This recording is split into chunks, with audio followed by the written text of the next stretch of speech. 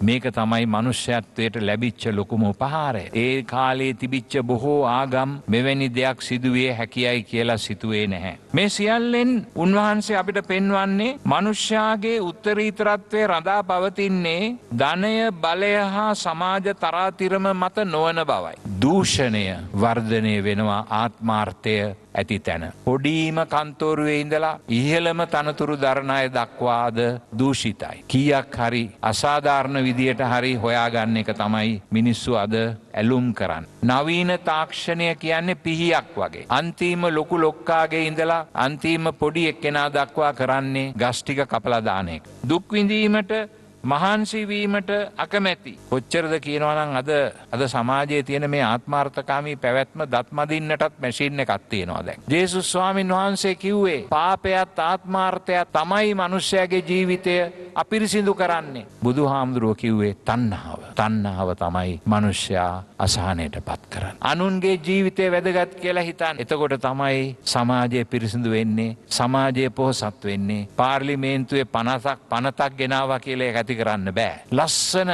හරිත රට වියලි කාන්තාරයක් බවට හැරමින් පවතිනවා ක්‍රමක්‍රමයෙන්. පාස්කු ඉරිදා ප්‍රහාරය අපේ සහෝදර සහෝදරියෝ 269 දෙනෙක් ජීවිතය නැති කරගත්. ඔවුන්ගේ ජීවිත නැති වුණේ මොන දෙයකටද? ආගම් තියෙන්නේ මිනිසුන්ව මරන්න නෙමෙයි. ආගම් තියෙන්නේ මිනිසුන්ව ජීවත් කරවන්න. ආගමකින් මිනිස්සු මරනවා නම් ඒ ආගමෙන් වැඩක් නැහැ. මේක පිටිපස්සේ කවුද හිටියේ කියන එක හරියට හොයාගන්න තාමත් බැරි වෙලා තියෙන්නේ ඇයි?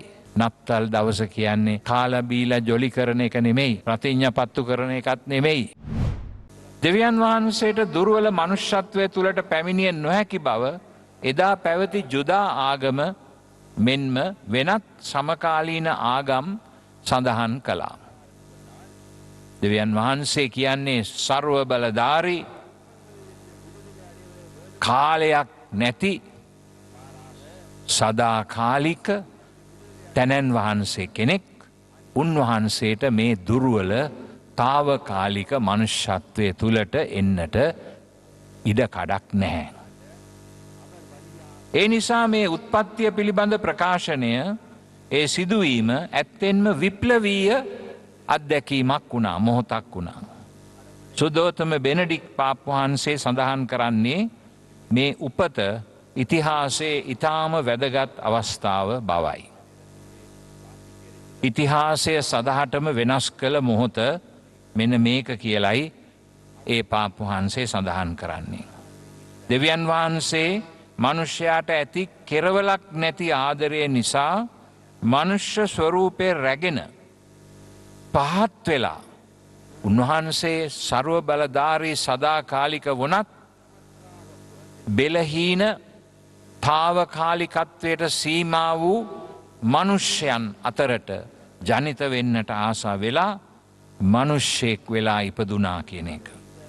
මේ මනුෂ්‍යත්වයට උන්වහන්සේ දක්වපු ලොකු උපහාරයක්. සදාකාලික දෙවියන් වහන්සේ කාලය තුල සීමා වූ මොහොත මේ උත්පත්තියයි. ਸਰව බලධාරී උන්වහන්සේ මිනිස් අසරණකම Taman සතු කරගත් මොහොත ඒ උත්පත්තියයි. සුදෝ පාවුලුතුමා මේ ගැන සඳහන් කරන්නේ ක්‍රිස්තුස් වහන්සේ දෙවියන් වහන්සේගේ ස්වරූපය දැරූ නමුත් දෙවියන් වහන්සේ හා සමානත්වය තමන් විසින් බදාගෙන තබාගත යුතු වස්තුවකයි නොසිතා තමන් වහන්සේම ත්‍යාජ කර ගනිමින් වහලෙකුගේ ස්වරූපය ගැන අප හා සමාන මිනිස් කෙනෙකු වූ සේක කියලා පාවුලුතුමා පිලිප්පිවරුන්ට ලියන ලද ලිපියේ සඳහන් කරනවා. ඒ කියන්නේ දෙවියන් වහන්සේ බැහැපත් වුණා.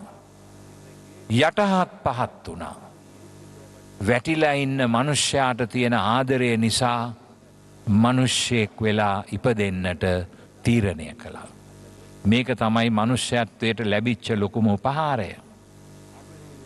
මේ සියල්ලෙන් පැහැදිලි වන්නේ දෙවියන් වහන්සේ මනුෂ්‍ය ස්වභාවය වෙත දරන උත්තරීතර කෙලවරක් නැති ප්‍රේමයයි සබැඳියාවයි. තමන් වහන්සේම මැවූ මිනිසා ගලවා ගන්නට මනුෂ්‍යත්වය රැගෙන පැමිණීම එනම් පාපය නිසා උරුම කරගත් මනුෂ්‍යත්වයේ සීමා තමන් වහන්සේම සතුකර ගැනීම මේ විප්ලවය. ඒ කාලේ තිබිච්ච බොහෝ ආගම් මෙවැනි දෙයක් සිදුවේ හැකියයි කියලා සිතුවේ නැහැ. ඒ පාපේ ප්‍රතිඵලය වන ආත්මාර්ථය හා මම්මුලාව තුළ තනි වූ ලෝකයකට පරාර්ථකාමිත්වයේත් විමුක්තියේත් මඟ පෙන්වාදීමටයි උන්වහන්සේ එසේ අප අතරට ආවේ. එලෙසම මනුෂ්‍ය දුර්වලකමේ හා පාපේ ප්‍රතිඵලය වන දිලිඳුකම අසරණකම බෙලහීනකම තුළ ජනිත වන්නට උන්වහන්සේ තෝරා ගත්තා. උන්වහන්සේගේ දේවත්වය අතහැරලා දාලා මනුෂ්‍යයෙක් වුණා. නමුත් මනුෂ්‍යයෙක් වුණේ මනුෂ්‍යත්වයේ ඊටාම පහළ මට්ටමේ උපතකින් මේ ලෝකයට ඇවිල්ලයි. උන්වහන්සේ මේ සුද්ධෝ බයිබලයේ අපි කියවන්ට යෙදුන සුවිශේෂ පාඨයේ ලූක්තුමාගේ සුවිශේෂය සඳහන් කරන්නේ මොකද්ද? එදා මේ උපත සිදු වුණේ යුසේතුමා සහ මරියතුමිය සංක්‍රමණිකයන් ලෙස තමන්ගේ ගම රට අතහැරලා දාලා දුර බැහැර ආපු වෙලාවකයි මේ උපත සිදුවන්නේ. නාසරතෙන් පිටත් වෙලා බෙත්ලෙහෙමට යනවයි කියන්නේ කිලෝමීටර් 70ක පමණ දුරක් යා යුතුයි. ඒ දවස්වල යන්නට තිබුණේ පයින් නැත්තම් කොටලු වාගේ පිට. ඒ දුර බැහැර ගෙවලා මහන්සි වෙලා ඔවුන් සංක්‍රමණිකයන් ලෙස යන්න එන්න ඉන්න තැනක් නැති සංක්‍රමණිකයන්ගේ ගණනට ඔවුන් වැටුණා. ජේසුස් ක්‍රිස්තුස් වහන්සේ ඉපදුනේ එහෙමනම් සංක්‍රමණිකයෙක් ලෙස. තැනක් නැති කෙනෙක්.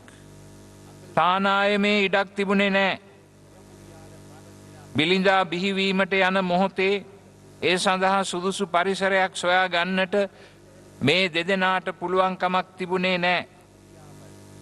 මොහොතක නවාතැන් ගන්නට වුණේ කවුරුත් නවතින්නට කැමති නොවන පාළුවට ගිය හරකුන් ලගින ගවහලක. බිලිඳු දරුවා ප්‍රසූත කරන්නට මරිය වහන්සේට සුදුසු ඇඳක් තිබුණේ නැහැ. උපකාරි වන්නට වින්දපු මවක් සිටියේ නැහැ. දරුවාට අඳවන්න ඇඳුමක් තිබුණෙත් නැහැ. රෙදි කඩක් පමණයි තිබුණේ දරුවා ඔතලා තියන්න. දරුවා නිදි කරවන්න තොටිල්ලක් තිබුණේ නැහැ. තිබුණේ ගවෝරුවක් විතරයි. දරුවා බලන්න නෑදෑයෝ අසල්වාසියෝ ආවේ නැහැ.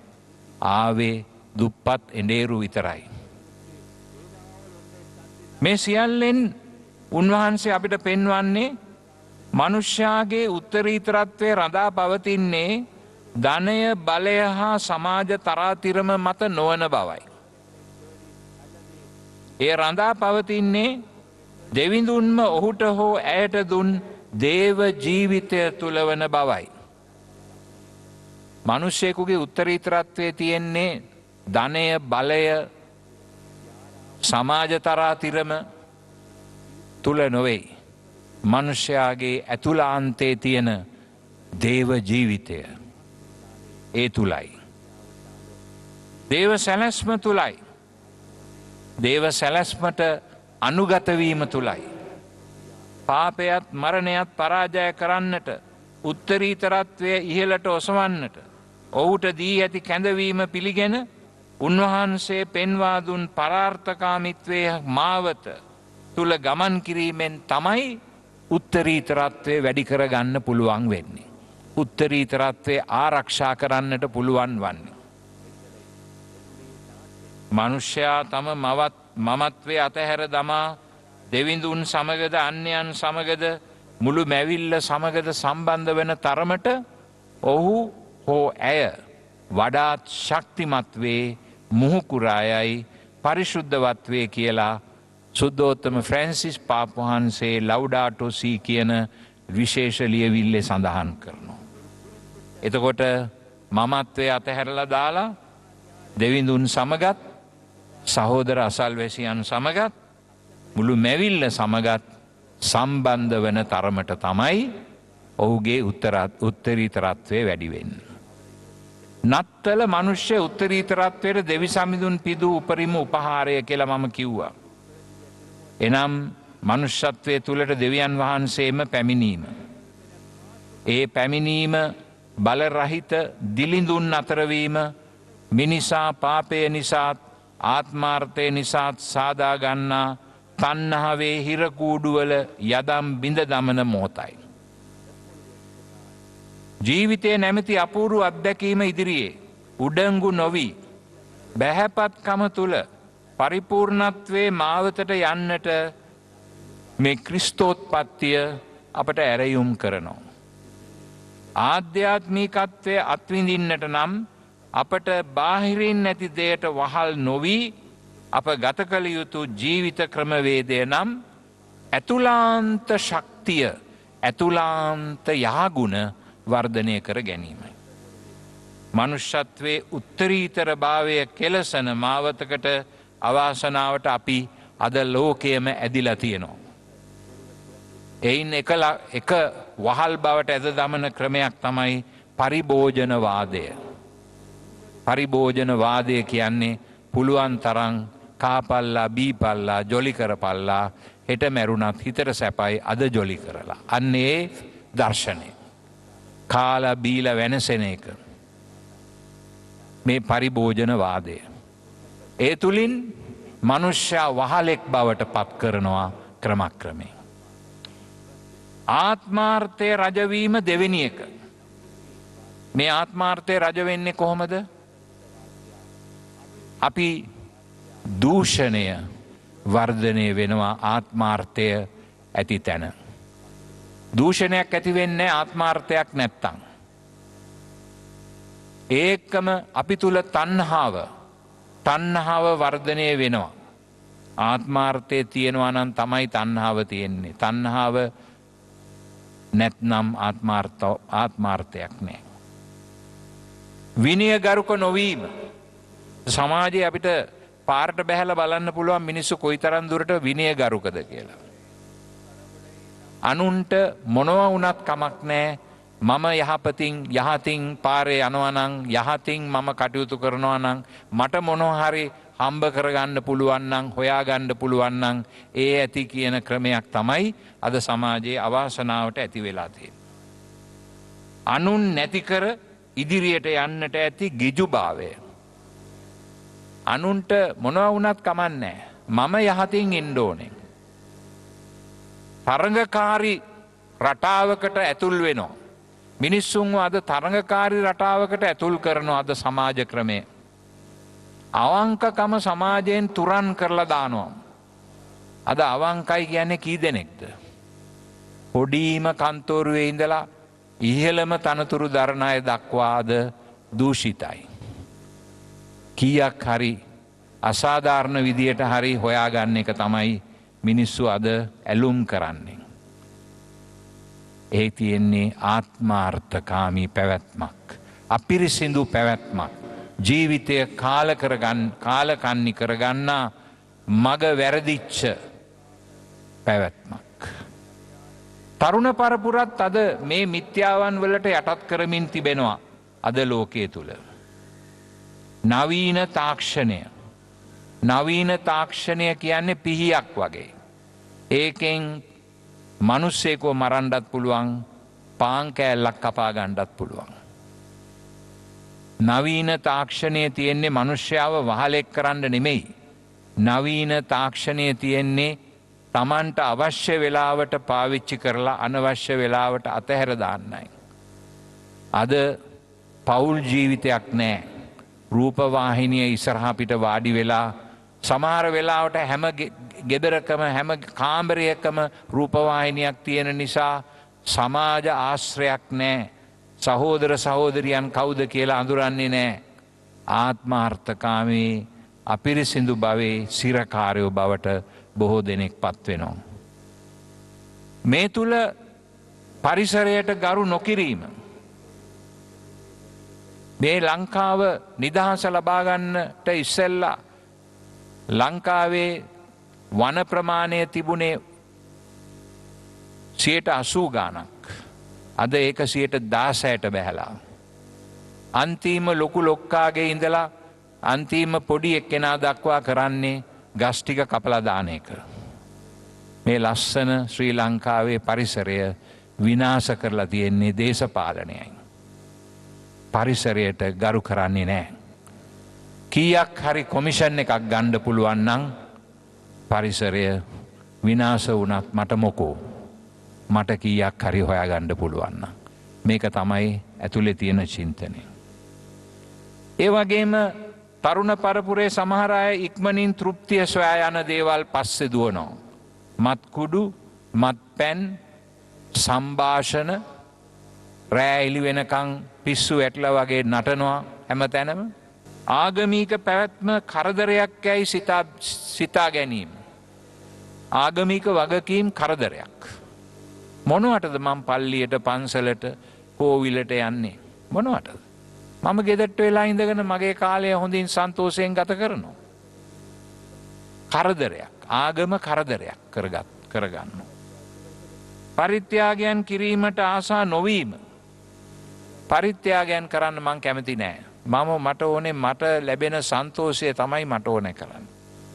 දුක් විඳීමට මහන්සි වීමට අකමැති. කොච්චරද කියනවා නම් අද සමාජයේ තියෙන මේ ආත්මාර්ථකාමී පැවැත්ම දත් මදින්නටත් මැෂින් එකක් තියෙනවා දැන්. කම්මැලිකමට මිනිසුන් යොමු කරනවා. මිනිසුන් හරියට මැෂින් වගේ. මිනිස්සු මැෂින් එකත් එක්කම නැති වෙලා යනවා. මේවා මේ හැම දෙයක් තුළින්ම ප්‍රියාදර සහෝදර සහෝදරියනි අපි කරන්නේ දෙවියන් වහන්සේ මනුෂ්‍යයාට දුන්න උත්තරීතරත්වය නැති කර ගැනීම. නැති කර දමන්නට කටයුතු කිරීම. ජීවිතේ තවත් පැත්තක් තියෙනවා කියලා හිතන් නැතුව කටයුතු කිරීම. අපේ ඇහැට කනට නොපෙනෙන ඉතා උතුම් ආගමීක ආධ්‍යාත්මික පැවැත්මක් අපි හැම කෙනෙකුටම තියෙනවා කියන එක අමතක කිරීම තමයි මේ ගවලනේ කතාවේ අනිත් පැත්ත. දෙවියන් වහන්සේ මනුෂ්‍යයෙක් වෙලා අප අතර බිහි වෙනකොට අපි දෙවියන් වහන්සේගෙනුත් සහෝදරයාගෙනුත් ඈත් වෙලා වහල් භාවයට ක්‍රමක්‍රමයෙන් ගමන් කරමින් සිටිනවා. මේක තමයි දියුණුව කියලා කියන්නේ. හුඟක් අය හිතන්නේ එහෙමයි. මතක තියාගන්න මේ ගවලනේ ආරම්භ වෙච්ච කතාව ඉවර වෙන්නේ කොහේද? කුරුසියේ. උච්චස්ථානයේ කුරුසියයි. ඒක තමයි උත්තරීතරත්වයේ මාර්ගය. සිය ජීවිතයේ සෑම තෝරා ගැනීමක්ම ගවලෙනත් කුරුසියත් අතර දෝලනය කරන ජීවිතයක් ගත කළොත් අපි ක්‍රිස්තු භක්තිකයන්ට සදාකාලික ජීවිතේ තෘප්තිය සතුට අත්දකින්නට පුළුවන් වේවි. ජේසුස් ක්‍රිස්තුස් වහන්සේ මේ ලෝකයට ඇවිල්ලා මිනිසෙක් වෙලා අප අතර වාසය කරලා දුක වේදනාව අත්දැකලා කුරුසියේ තමන් වහන්සේගේ ජීවිතය පූජා කරලා අපිට කිව්වේ මොකක්ද? මෙන්න ගැලවීමේ මාර්ගය. ඕගොල්ලන්ගේ ජීවිතේ නාස්ති කරගන්න එපා. මේ ගැලවීමේ මාර්ගයට පිවිසෙන්න. කුරුසියේ තමයි ජේසුස් ක්‍රිස්තුස් වහන්සේ අපිට දෙවියන් වහන්සේගේ ආදරය කොයිතරම් උසද මහතද ගැඹුරුද කියලා පෙන්වුවේ.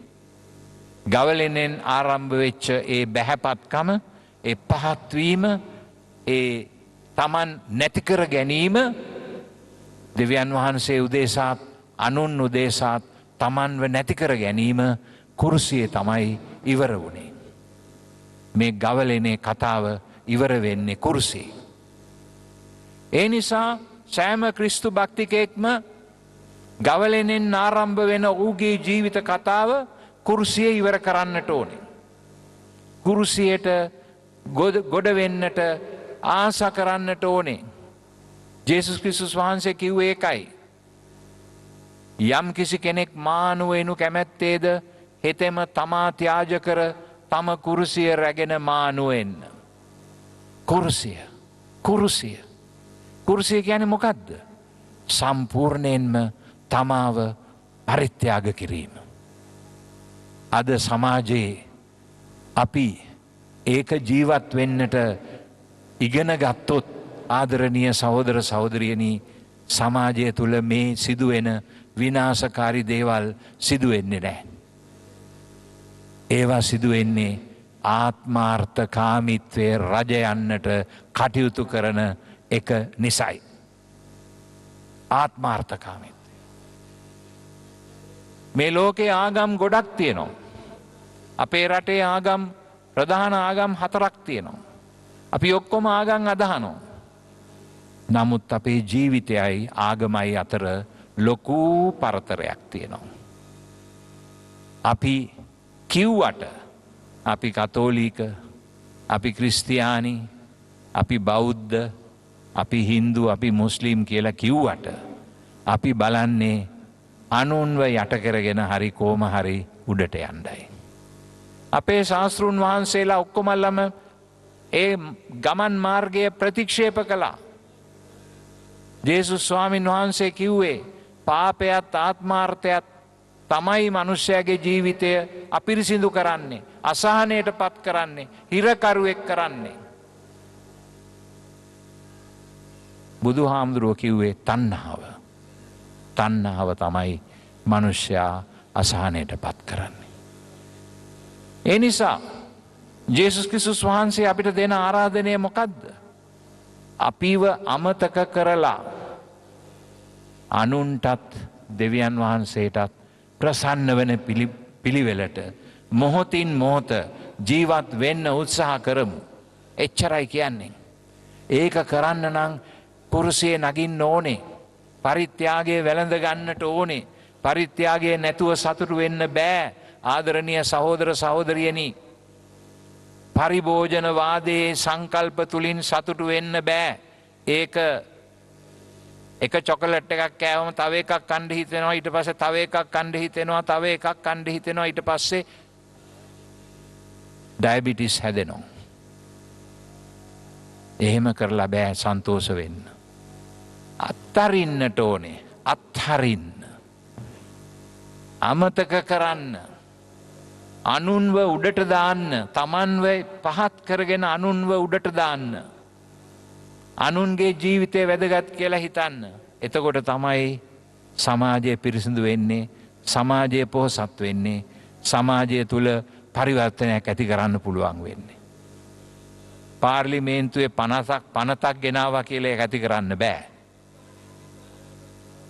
එහෙම නැත්තම් තව මොකක් හරි විශ්වකර්ම කටයුත්තක් කරලා ඒක ඇති කරන්න බෑ. ඒක ඇති කරන්න අපි හැම එක්කෙනෙක්ම, මේ සමාජයේ ජීවත් වෙන හැම එක්කෙනෙක්ම තමාව අමතක කරලා තම අසල්වැසියාටත් දෙවියන් වහන්සේටත් ප්‍රසන්න වන පිණිස පිළිවෙලට ජීවත් වුණොත් අපේ ජීවිතය ලස්සන ජීවිතයක් බවට පත් වෙනවා. අනුන්ට ගෞරවය ගෙන දෙන ජීවිතයක් බවට පත් වෙනවා. පරිපූර්ණත්වයෙන් යුත් ජීවිතයක් බවට පත් වෙනවා. නැත්තම් අපි කරන්නේ ඉපදිච්ච දා ඉඳලා මැරෙන දා වෙනකම්ම කකා බිබී හරියට අර දිය සැලියේ කකුලුවා නටන්නේ වතුර උණු වෙනකම් විතරයි වගේ. අපේ ජීවිතය කවදා හරි දවසක ඉවර වෙනවා. අපිට වැඩිම වුණොත් අවුරුදු 100ක් ජීවත් වෙන්න පුළුවන් වෙයි. ඒකත් ඉක්මනට ගෙවිලා යනවා. එහෙමනම් මොනවටද අපි අසහනෙන් පිරෙන්නේ ජීවිතේ? කොච්චර ලස්සන දේවල් මේ ජීවිතයෙන් කරන්න පුළුවන්ද? දෙවියන් වහන්සේ වෙනුවෙනුත් අනුන් වෙනුවෙනුත් කොච්චර ලස්සනට දෙන්න ජීවත් වෙන්න පුළුවන්ද? කොච්චර ලස්සන ජීවිතයක් අපිට ගත කෙරුව හැකිද? ඒක තමයි ගවලෙනේ පණිවිඩය. ගවලෙනේ ලගින හරක් ගාලක් මැද්දේ ලගින දෙවියන් වහන්සේගේ පුත්‍රයාණන් අපිට දෙන පණිවිඩය ඒකයි. කුරුසියේ එල්ලිලා ලෝකයේ ගලවා ගැනීම වෙනුවෙන් යහපත් මාර්ගය පෙන්වා දුන් ජේසුස් ස්වාමින් වහන්සේ කුරුසිය මත ඉඳලා අපිට පෙන්වන පණිවිඩයත් අන්න ඒකයි. යමෙක් මා අනුවෙනු කැමැත්තේද හෙතෙම තමා ත්‍යාජ කර තම කුරුසිය රැගෙන මා අනුවෙන්න. අද අපේ සමාජයට සිද්ධ වෙලා තියෙන්නේ මෙන්න මේකයි. අපි අනිත් අයට ඇඟිල්ල දික් කරනවා. නමුත් අපි අපේ ජීවිතය වෙනස් කරගන්න උත්සාහ කරන්නේ. අපේ ජීවිතය අපි හැම එක්කෙනාම වෙනස් කරගත්තොත් සමාජය ඉබේම පිරිසිදු වෙනවා. එහෙනම් අපි අදහන ආධ්‍යාත්මික ප්‍රතිපත්ති පළවෙනි තැනට දාලා කටයුතු කිරීම අපි හැමෝගෙම යුතුයකම. ඒ දේශපාලකයන්ගේ යුතුයකම විතරක් නෙවෙයි. එය පුරවැසියන්ගේ යුතුයකම. එය පුරවැසියන්ගේ යුතුයකම විතරක් නෙවෙයි. ඒ දේශපාලකයාගේ යුතුයකම. හැමෝගෙම යුතුයකම. එහෙම කළේ නැත්තම් අපේ සමාජය හදන්න බැහැ. එන්නම අපේ සමාජය පිරිහෙමින් පවතිනවා. පරිසර දූෂණය ඉතාමත්ම ඉහළ අඩියක තියෙනවා අද ලංකාවේ. ලස්සන හරිත රට වියලි කාන්තාරයක් බවට හැරෙමින් පවතිනවා ක්‍රමක්‍රමයෙන්. වන සම්පත විනාශ වෙමින් පවතිනවා. ආත්මාර්ථකාමීත්වය නිසා, සල්ලි හම්බ කරන්න තියෙන කෑදරකම නිසා, නිදහස් වෙළඳ ආර්ථික ක්‍රමය ගෙනාවට පස්සේ මිනිස්සු දැන් ඔක්කොම පිට රටින් එන දේවල් කාලා බීලා ජීවත් වෙනවා මිසක් අපේ රටේ ඒවා නිෂ්පාදනය කරගන්න කිසිම සැලැස්මක් නැහැ. මේ විදියට ජීවත් වුණොත් මේ රට දියුණු කරන්න බෑ. මේ රට තුලට පරිවර්තනයක් අවශ්‍යයි. විප්ලවීය වෙනසක් අවශ්‍යයි. මේ යන ගමන් මාර්ගය වෙනස් කළ යුතුමයි. ඒ නිසා මේක දේශපාලන ලෝකයේ අයට පමණක් බලපාන එකක් නෙමෙයි, මේක අපි ඔක්කොන්ටම බලපාන එකක්. මේ සමාජය අර්ථවත් කරන්නට නම්, යහපත් කරන්නට නම් ඉදන්නෝ පාස්කු ඉරිදා ප්‍රහාරය අපේ සහෝදර සහෝදරියෝ 269 දෙනෙක් ජීවිතය නැති කරගත්තා. ඔවුන්ගේ ජීවිත නැති වුණේ මොන දෙයකටද? ආගම් අතර ආරවුල් ඇති කරගෙනද? ආගම් තියෙන්නේ මිනිසුන්ව මරන්න නෙමෙයි. ආගම් තියෙන්නේ මිනිසුන්ව ජීවත් කරවන්න. ආගමකින් මිනිස්සු මරනවා නම් ඒ ආගමෙන් වැඩක් නැහැ. ආගම තියෙන්නේ මිනිසුන්ව ජීවත් කරවන්න. මොකක්ද ඒ දර්ශනය? අනිත් එක මේ පාස්කු ප්‍රහාරයේ ඇත්ත මේක පිටිපස්සේ කවුද හිටියේ කියන එක හරියට හොයාගන්න තාමත් බැරි වෙලා තියෙන්නේ ඇයි? ආත්මාර්ථකාමය අපිව රජකම් කරන නිසායි. ඒ නිසා ආදරණීය සහෝදර සහෝදරි, සමාජ පරිශුද්ධත්වයකට අපි ආයුතුයි. සමාජ පරිවර්තනයකට අපි ආයුතුයි. ඒ සමාජ පරිවර්තනයේ සමාජ පරිශුද්ධත්වය ලබා ගැනීමට නම් ආත්මාර්ථකාමයත් පාපයත් පරාජය කරලා දෙවියන් වහන්සේ අපිට දෙන මේ පණිවිඩය, එනම් මේ ලෝකයේ තියෙන ධනය, බලය, තරාතිරම පහතට හෙළු ගව මඩුව තමයි අද අපිට කතා කරන්නේ.